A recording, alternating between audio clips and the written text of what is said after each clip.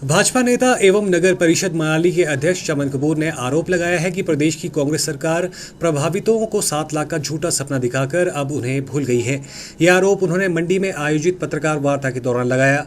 उन्होंने कहा कि ना तो प्रभावितों को राहत राशि मिली है और न ही घर बनाने के लिए जमीन दी जा रही है।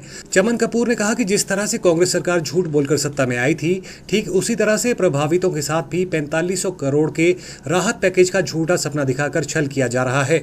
बेहतर होता कि सरकार पैसों से पहले प्रभावितों को जमीन देती।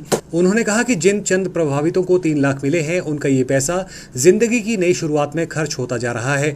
जब तक सरकार जमीन देगी तब तक इन प्रभावितों के हाथ खाली हो चुके होंगे और घर नहीं बना पाएंगे। उन्होंने कहा कि प्रभावितों के साथ भाजपा खड़ी है।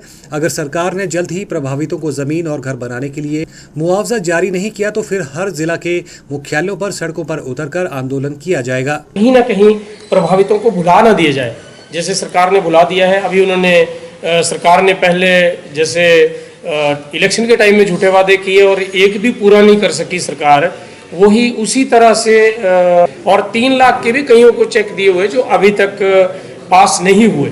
और मैं सरकार को ये कहना चाहता हूँ कि जैसे हमने टेंट दिए थे, लेकिन टेंट लगेंगे कहाँ कि सरकार कहीं उनको जगह देगी। सरकार ने वादा किया था कि सरकार जगह देगी और सरकार जगह देगी तभी 3 लाख या 7 लाख देने का फायदा है। अदरवाइज किसी को अगर 3 लाख रुपए मिल भी गया, 7 तो किसी को नहीं मिला, टोटली झूठ बोला गया है। मेरा कहने का मतलब ये है कि सरकार को हमने पहले भी गुराह लगाई थी और माननीय जयराम ठाकुर जी ने कई बार कहा कि सरकार को जो है वो पहले सबसे पहले जमीन का प्रावधान करना चाहिए, बेसिक प्रावधान करना चाहिए कि जमीन का प्रावधान अगर कर दिया जाए तो उसके बाद जो है पैसे देने चाहिए और उन पैसों से जो कम से कम एक कमरा तो बना ले और उस कमरे में अपनी जिंदगी शुरू तो करे। तो आपदा के टाइम में पूर्व मुख्यमंत्री जयराम ठाकुर एक पहले आदमी थे, पहले शख्स थे जो दिल्ली पहुंचे और दिल्ली माननीय राष्ट्रीय अध्यक्ष जगत प्रकाश नड्डा जी से मिले, अमित शाह जी से मिले और जिन जिन से मिल सकते थे उनसे मिले और वहां से उन्होंने बजट ले आया, बजट मुहैया करवाया।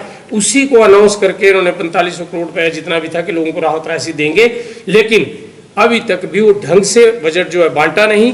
पर गाना ये गाया कि जी हमें तो सेंटर से कोई सहायता नहीं मिली, तो अपने खेत तो लगे नहीं है किसी के भी, और ना ही कोई इतना बड़ा इनकम का सोर्स इन्होंने पैदा किया कि उससे पैसे आ जाएंगे।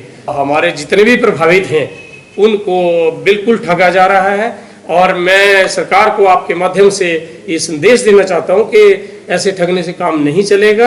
एक बार फिर से मैं कहना चाहूँगा कि हम उन सब लोगों को इकट्ठा करके मुख्यालय पे धरना देने को मजबूर होंगे, ताकि उससे पहले जो है सरकार इनको ज़मीन भी मुहैया कराए और इनको मकान भी बनवाए और इनको ढंग से स्थापित करे। इलेक्शन लड़ना सबका राइट है और मैं पॉलिटिक्स में हूँ कि इलेक्शन हर आदमी जो है वो लड़ सकता है, लेकिन भारतीय जनता पार्टी एक ऐसी संस्कारित पार्टी है, संस्कारों से भरी हुई पार्टी है कि हमें जो हाईकमान का आदेश हो, जो भी दायित्व पार्टी की तरफ से मुझे आज तक मिले हैं, उनका निर्वहन हमने बहुत अच्छी तरह से करा है।